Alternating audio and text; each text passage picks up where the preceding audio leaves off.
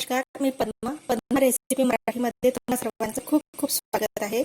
आज आपण दिवाळी निमित्त एक शंकरपाळ्याची रेसिपी बघणार आहोत आणि त्यासाठी आपल्याला काय साहित्य लागतं चला तर मग बघूया। आणि हे शंकरपाळे खूप खुसखुशीत होतात आणि छान मस्त मऊ आणि विरघळून जातात, जिभेवरती पटकन विरघळून जातात अशी मैद्याची शंकरपाळे आहेत। खूप मस्त होतात आणि झटपटही होतात। चला तर मग बघूया त्यासाठी काय साहित्य लागतं। इथे मी 2 वाट्या मैदा घेतलेला आहे, एक आणि हे दुसरी वाटी, आणि पाऊण वाटी साखर घेतली आहे। साखरेचं प्रमाण तुम्ही कमी जास्त करू शकता, एकतर तुम्हाला हवं असेल जास्त गोड तर जास्त पण करू शकता आणि कमी पण करू शकता, यापेक्षा कमी पण घेऊ शकता। अर्धी वाटी दूध घेतलं आहे आणि हे तूप घेतलेलं आहे आणि चवीनुसार मीठ। आता आपल्याला सर्वप्रथम काय करायचं आहे, हे दूध आणि साखर हे फक्त गरम करायचं आहे, म्हणजे साखर त्या दुधामध्ये विरघळून घ्यायची आहे। चला तर मग आता मी पॅन गॅसवरती ठेवलेला आहे, त्यामध्ये आपण दूध टाकूया।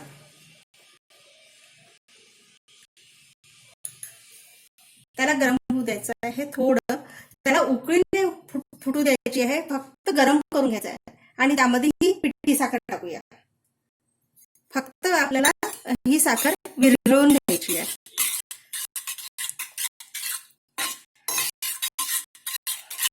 आणि या साखरेमध्ये मी वेलचीचे दाणे टाकलेले होते, त्याच्यामुळे ते सुद्धा यामध्ये गेलेले आहेत, फक्त विरघळून घ्यायची आहे। बघू शकता हे दाणे विरघळलेले आहे। आता आपण साखर विरघळली आहे, आता आपण गॅस बंद करूया।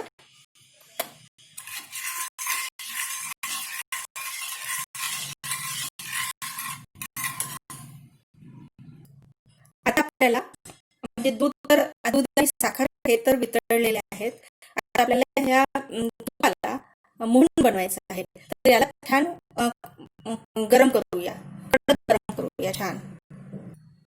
आता आपण बाउल घेतलेला आहे, त्यामध्ये हा मैदा टाकून घेऊया।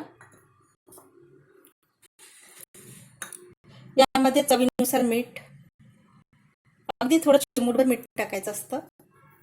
आणि आता आपण मोहनची वाट बघूया, थोडं कडक होऊ द्यायचं आहे मोहन। आता मोहन गरम झालेला आहे, ते टाकूया यामध्ये। साधारणतः गरम करायचं आहे, एकदम कडक नाही होऊ द्यायचं आहे। आणि याला मिक्स करून घेऊया आपण पहिले, कारण की मोहन हे गरम असतं।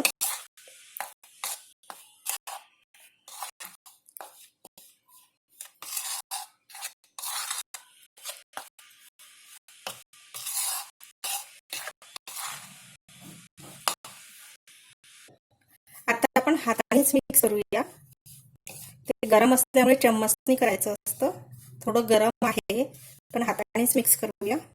हाताने छान मिक्स होतं, छान मिक्स करून झालेलं आहे।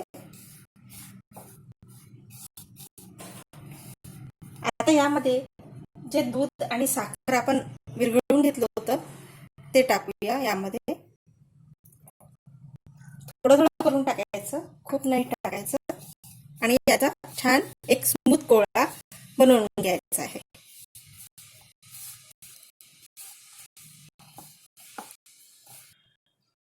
अशा प्रकारे असा गोळा बनवून घ्यायचा आहे आणि याला 1 तास रेस्ट करायला ठेवूया। याच्यावरती एक झाकून ठेवूया आणि 1 तास रेस्ट करायला ठेवूया। आता आपलं हे जे पीठ आपण भिजवून ठेवलेलं होतं 1 तासापूर्वी, तर ते 1 तास झालेला आहे। तर आता आपण त्या पिठाला थोडं हलकं मळून घेऊया, पातळ नाही करायचं, सैल नाही करायचं, फक्त असंच मळून घ्यायचं, स्मूथ करायचं आहे। छान पीठ हे मुरले गेलेलं आहे। आता आपण 2 भाग करूया असे छान, आणि छान गोळा करून घेऊया असा या पद्धतीने, आणि एक छान पोळी लाटून घेऊया।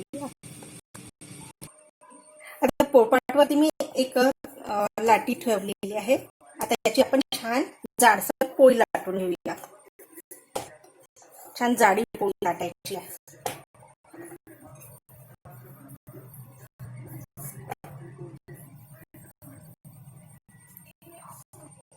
आता ही पोळी छान जाडसर लाटून घेतलेली आहे आपण.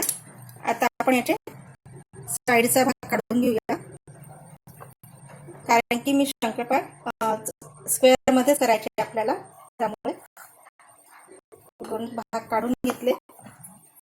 आता या साईडने पण काढून घ्यायचं आणि या साईडने पण. आता त्याचे छान स्क्वेअर क्यूब मध्ये आपण तुकडे करून घेऊया.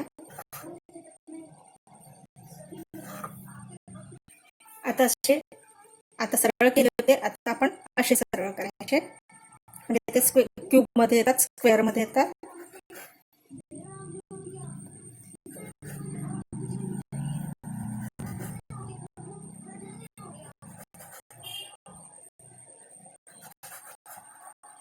आणि याला एका प्लेटमध्ये काढून घेऊया. याला खालून असं थोडं सैल करून घ्यायचं.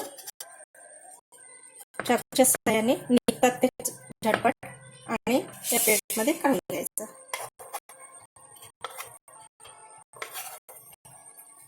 या पद्धतीने. आता याच पद्धतीने आपण बाकीचे सुद्धा करून घेऊया. आता हे आपले शंकरपाळी रेडी झालेले आहे. आता आपण तळून घेऊया. गॅसवरती मी एक कढई ठेवलेली आहे, त्यामध्ये तेल टाकलेलं आहे आणि ते सुद्धा गरम झालेलं आहे. आता तेल आपलं गरम झालेलं आहे. आता आपण त्यामध्ये जे केलेले होते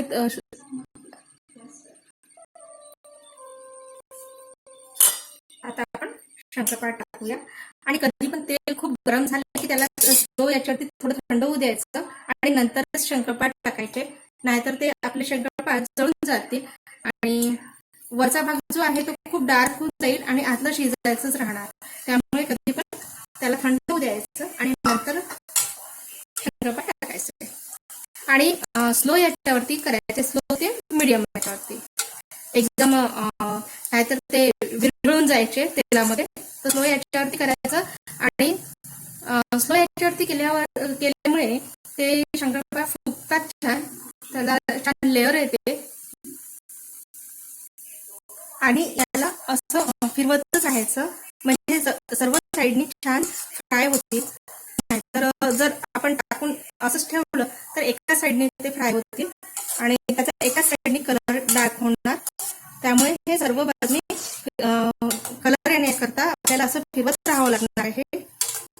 आणि बघू शकता की फुलत आहे म्हणून.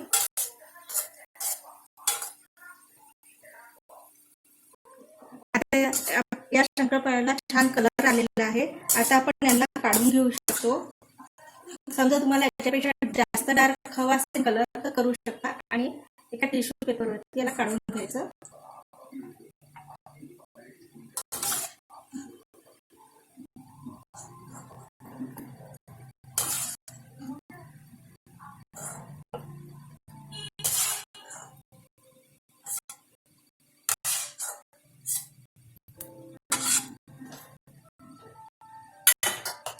आता उरलेले आपण काढून घेऊया.